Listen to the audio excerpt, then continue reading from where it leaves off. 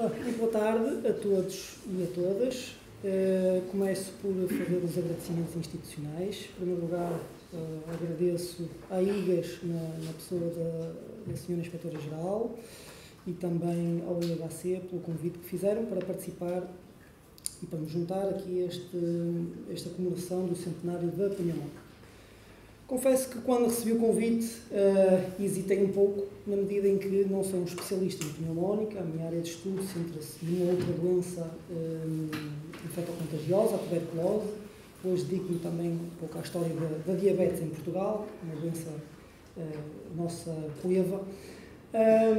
E, portanto, aqui o meu papel será a minha intervenção será muito mais um introito ao estado sanitário em Portugal no primeiro quartel do século XX, primeiro quartel que se estende, por vezes, aos anos 30 também, e tenho como objetivo passar um pouco aquilo que o professor Fernando Rosa já foi dizendo, quais os problemas que enquadravam, digamos, esta doença no nosso país. Bom, Portugal Sanitário, porquê? Portugal Sanitário foi inicialmente uma tese de doutoramento, desenvolvida em Coimbra pelo Dr. Fernando Silva Correia, bem conhecido. Ele foi inspetor escolar, foi também presidente, ou melhor, diretor do Instituto Nacional Dr. Ricardo Jorge, e foi também um sanitarista português de reconhecido mérito. Ele defende esta tese de doutoramento em Coimbra em 1937, que depois será publicada pela Direção-Geral de Saúde Pública um ano depois. Esta obra é uma radiografia ao estado sanitário de Portugal dos inícios do século XX, daí a sua importância. E o conjunto de informações que nos traz é muito útil para contextualizar aquilo que será a gripe pneumónica e as vítimas que fez e os estragos que causou no nosso país. Bom, mas antes de avançar para Portugal Sanitário, nós sabemos que em Portugal, entre 1900 e 1930, houve um conjunto de fatores de ordem política, militar, social, económica ou financeira e sanitários importantes e que ajudam a explicar um pouco daquilo que é a higiene pública, o problema epidemiológico e endemiológico também do nosso Portugal. Em primeiro lugar, os problemas políticos. Obviamente, não vou aqui aprofundar nenhum destes tópicos, mas os problemas políticos que se põem no início do século XX é a passagem de um regime monárquico de quase 700 anos, monárquico não é aqui no sentido de uma monarquia medieval ou de uma monarquia absoluta, obviamente tem contornos próprios de uma monarquia constitucional, mas que muito enfraquecida já nos inícios do século XX, e que leva, portanto, à implantação da República, que gera um conjunto ou melhor, tem um conjunto de problemas associados, nomeadamente a grande instabilidade política. Reparem que entre 1910 e 26, num período de 16 anos, que é da Primeira República, foram eleitos 7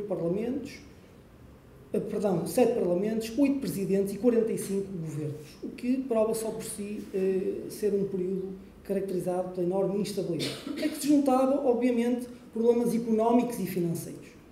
Um equilíbrio orçamental muito instável, um elevado montante da dívida pública, que então, com a participação de Portugal na Grande Guerra, aumentou bastante. Problemas também como a desvalorização da moeda, a escassez dos géneros alimentares. Repare-se o eterno problema do pão, ou melhor, do cereal panificável em Portugal, que flutuava constantemente. Quando o pão não era caro, havia uma espécie de subsídio do governo para baixar os preços, que levava, por outro lado, ao aumento da dívida pública, a inflação e também um certo dirigismo económico inábil, como nós sabemos.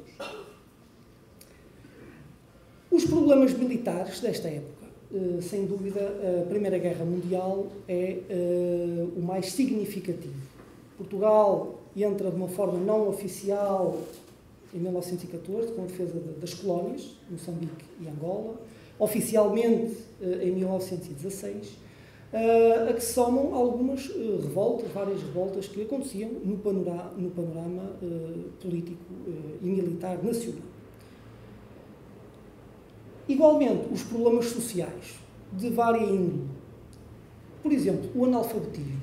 Nós, em 1900, portanto, tínhamos quase 75% da população, ou seja, 4/5 da população era analfabeta. Claro que gradualmente vai descendo com algum tipo de iniciativas do âmbito do ensino e da escolarização, mas em 1930 eram ainda 62% dos portugueses eram analfabetos. Claro que aqui Lisboa e Porto são um bocadinho fora da média, com taxas de alfabetização mais altas que a média nacional, mas era um problema que dificultava também a educação higiênica da população para tentar debelar vários males epidemiológicos. Depois, o problema da habitação. Geralmente as pessoas associam o problema da habitação dos meios urbanos, estou aqui a falar dos meios urbanos em particular, são conhecidas as ilhas do Porto e os pátios de Lisboa como zonas de habitação barata, geralmente para as classes trabalhadoras, com casas com dimensão muito reduzida, de 9 metros quadrados, as maiores com 16 metros quadrados, sem saneamento básico e com todos os problemas que lhe está associado. Mas esses são os problemas dos pobres. Depois há os problemas dos miseráveis. Repare-se aqui na fotografia horizontal, podemos ver uma das rusgas aqui aos cais de Lisboa, entre os quais, aqui neste sítio, no cais de Sodré, em que se encontravam verdadeiras larvas humanas, enfiadas em tocas, em palhotas, e que viviam aí. Na fotografia vertical podemos ver uma outra realidade denunciada pela Liga Portuguesa de Profilaxia Social, que tem sede na Rua de Santa Catarina, no Porto, portanto a porta ao lado do Café Majestico, o café da grande burguesia, tem uma liga que combatia estes problemas sociais. Uma fotografia aqui dos anos 30, 40, não sei precisar exatamente, mas que mostra uma mãe com o seu bebé a dormir por baixo de um galinheiro. Portanto, falamos também destas realidades em Portugal. O problema da alimentação. A alimentação tinha duas grandes condicionantes. Primeiro, as pessoas comiam alimentos, digamos, regionais, aquilo que se produzia em cada região, excetuando aqui, claro, Lisboa e Porto, e depois comia-se em função dos preços dos alimentos. Este era o primeiro problema. O segundo problema era o da higiene alimentar, com talhos não fiscalizados e à porta dos estabelecimentos, com as peixarias em condições semelhantes, a venda do pão também com graves carências higiênicas e a venda do leite, por exemplo, porta a porta. Não é? Era bem conhecido a tuberculose, que era a grande doença, enfim, até aos meados do século XX, e que um dos tratamentos específicos era beber leite. Ora, beber leite, muitas vezes servido porta a porta de vacas tuberculosas, acabava por agravar este problema. Bom, mas qual era então o estado sanitário em Portugal nos inícios do século XX? Isabel Drummond Braga, num estudo sobre assistência, saúde pública e prática médica em Portugal, reporta-se um panorama dos finais do século XIX que é similar aos inícios do nosso século XX. Espaços com esgotar, devido aos despejos, a célebre água vai, em que abriam as janelas das casas, gritavam água vai e eram lançados todos o tipo de dejetos e lixos domésticos pela janela. Animais na rua, cães, vacas, ovelhas, muitos dos quais estes animais serviam depois para a alimentação, fábricas poluentes, os matadouros nas cidades, ruas não pavimentadas, poucas latrinas públicas completavam aqui o quadro de baixa higiene. E Ricardo Jorge dizia em 1885, acerca da higiene oficial, dizia ele, a higiene oficial exemplar de teratologia ignara que dorme no sono chupo de uma hibernação contínua, sacudiu a malgraça, espertou o microcérebro e arregalou os atopeirados olheiros, etc, etc, etc. Portanto, isto mostra de facto que aqui o grande higienista que é Ricardo Jorge criticava a nossa higiene pública desta maneira. Também a visão que os estrangeiros tinham do nosso país, em termos higiênicos, eram estes, repare, Marian George, uma norte-americana que escreve A Little Journey to Spain and Portugal nos inícios do século, dizia: "But in general, the Portuguese are lazy and helpless, without ambition to improve their lot. The poorer classes wear dirty rags, live in wretched houses and are ignorant and superstitious." Portanto, não era só o médico, o higienista que tinha uma visão da sanidade pública má, diríamos assim, mas também os estrangeiros corroboram esta perspectiva. Bom, Fernanda Silva Correia, no seu estudo, entre vários tópicos, desenvolve também o do meio escolar. Veja-se, à data da publicação, em 1937, não havia nenhum estudo ao nível do meio escolar. E diz ele: "As condições higiênicas da maior parte das escolas são lamentáveis. Grande parte dos edifícios são adaptados. A situação, a natureza do solo, a falta de capacidade de iluminação, de ventilação, tornam-nas detestáveis. As crianças têm com frequência de andar grandes distâncias para irem às escolas, percorrendo no inverno maus caminhos. A maior parte das escolas não tem lavatórios nem retretes, nem recreios, brincando as crianças na rua." Portanto, não era só a questão da vivência em família, mas a escola também acabava por ser um lugar que permitia o aparecimento de determinado tipo de doenças. E dizia mais: "São frequentes as tabernas nas vizinhanças dos edifícios escolares, apesar da lei que os proíbe. Em certas regiões é vulgar aparecerem as crianças nas escolas a cheirar a vinho ou a aguardente, ministrada, aliás, pelos pais em casa." Soma-se os estudos do meio militar. Ele não faz grandes considerações acerca da higiene militar, porque diz que cabia aos sanitaristas militares este tipo de levantamento e de estudo, mas diz que havia vantagens em se criarem dispensários antivenéreos junto de cada unidade militar, para debelar aqui o conjunto de doenças venéreas que, como sabemos, é frequente, ou era frequente, entre os militares. Mas também porque a absorção dessas regras higiênicas que eles pudessem, eventualmente, adquirir nesses dispensários, permitia que, quando regressassem às suas terras, enfim, disseminarem alguns desses preceitos, que eu terei muitas dúvidas que fossem disseminados.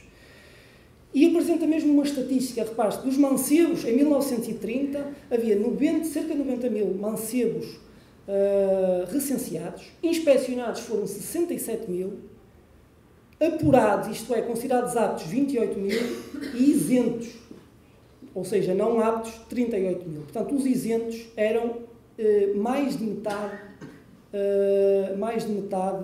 dos mancebos inspecionados. Aqui doenças, quer do foro psicológico, quer do foro físico, contribuíam para, enfim, depois haverá os casos em que as pessoas fugiam do serviço militar, mas aqui tínhamos também problemas de ordem que impediam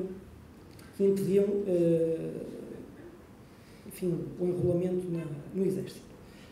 Quanto ao meio desportivo, diz também, neste período existiam fundamentalmente a Confederação de Esportes de Portugal, o Comitê Olímpico, 19 federações desportivas, algumas das quais percebemos da aeronáutica ou do automobilismo, percebemos que eram desportos para as elites, não eram propriamente desportos para as classes mais desfavorecidas. O futebol e o ciclismo dominavam. E diz ele, qual era o panorama? Havia uma falta de tradições desportivas do povo português, uma falta de autodomínio dos praticantes de desporto, que levavam muitas vezes o exercício físico ao extremo, causando lesões e outros problemas de saúde, falta de preparação gímnica, falta de formação física indispensável, falta de fiscalização médica das práticas desportivas. E dizia ele, Fernanda Silva Correia, não é raro ver os sócios dos grupos desportivos passarem noites seguidas nas suas sedes a fumar, a jogar não era desporto, e a beber. É frequente também assistirem-se a desordens durante desafios, não havendo mais devido às medidas policiais que há muito foram implementadas. Portanto, aqui se calhar um retrato um pouco à medida do nosso tempo. Mas voltando aqui ao último tópico, à falta de fiscalização médica. Veja-se, em Lisboa, para verem, em 1926 ainda haviam duelos de honra, não é? Pelos vistos, uma pessoa que trabalhava na Câmara desentendeu-se numa das sessões com o representante da Companhia do Gás e da Eletricidade e foram resolver um mal-entendido à espada. O idil da Câmara não morreu de um golpe de espada, morreu de um ataque cardíaco, depreendo que ainda não houvesse o exame médico desportivo nesta época. Relativamente à legislação sanitária, não faltava. Aliás, entre 1901, quando aparece o Regulamento Geral dos Serviços de Saúde e Beneficência Pública, aliás, Ricardo Jorge, até 1925 não falta legislação. Agora, o problema era que não se combatiam as doenças por decretos ou por editais ou por portarias.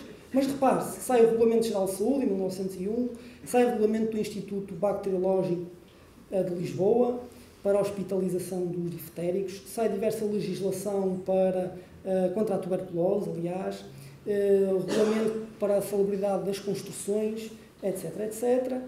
Eu fiz aqui apenas uma seleção do que me pareceu mais relevante, mas, de facto, legislação existia. O que não existia era a sua, muitas vezes, aplicação e fiscalização, por um lado, e, por outro lado, o grosso da população não tinha cuidados de tipo higiênico que contribuíssem para a melhoria do estado sanitário.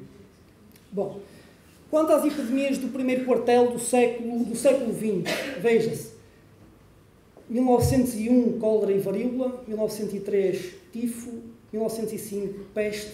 A peste não se confinou àquela data em que Ricardo Jorge isola uns quantas pessoas na Ribeira do Porto. A peste foi recorrente, surtos de peste. Peste na Madeira, 1907 cólera, o tifo, 1908 tifo e peste nos Açores, 1909 cólera novamente, nas colónias é certo, mas pertenciam à administração portuguesa, 1910 o ano da implantação da República, febre amarela na Guiné, cólera na Madeira, peste em Lisboa e na Terceira, tifo em Manteigas, Peneda da Sé, portanto na zona de Trás-os-Montes, Calazar, seguindo-se um conjunto de doenças que estiveram sempre presentes.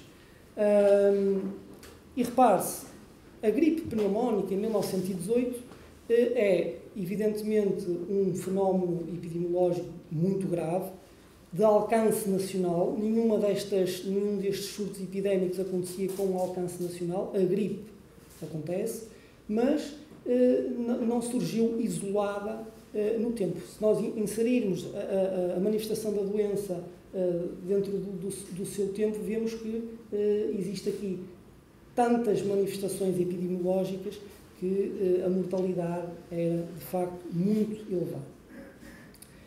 Continuamos até 1925, não vou escamotear nem repetir o que já disse, mas desde a peste até ao tifo estava presente anualmente em Portugal. Como principal endemia, a tuberculose. A tuberculose que em 1902 tinha já 6.000 mortes anuais. O pico dá-se em 1930 com 13.000 mortes. Estas estatísticas foi a que eu utilizei na altura na tese de doutoramento. E vejam, só a partir dos anos 50, muito para lá da descoberta da streptomicina e dos quimioterápicos, vários anos depois é que ela começa a diminuir.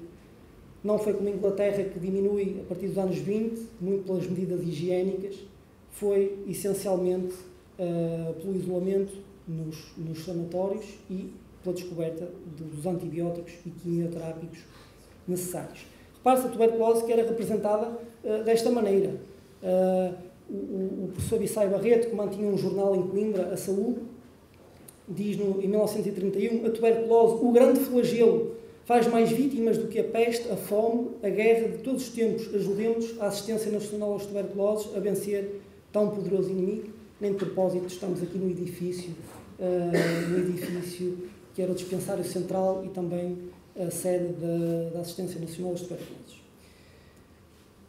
O panorama da mortalidade nos anos 30 era este, portanto, a grande causa de morte era a tuberculose, seguia-se a pneumonia, o cancro, já aqui em terceiro lugar, veja-se, a meningite, varíola, até às outras doenças todas, terminando na escarlatina, obviamente com menos casos. Isto são os números, a média anual entre 1916 e 25. Para finalizar, o que é que Fernando Silva Correia conclui no seu estudo? Bom, diz ele, a tuberculose é a doença definida que mais óbitos causa anualmente em Portugal. Ponto final. A mortalidade por tuberculose só é excedida pelas enterites infantis de causas múltiplas e nem sempre bem definidas. A gripe e a pneumonia são das maiores causas de mortalidade. A mortalidade por meningite é elevada. A mortalidade por varíola, febres tifoides, sarampo, tosse convulsa, difteria e paludismo são também elevadas.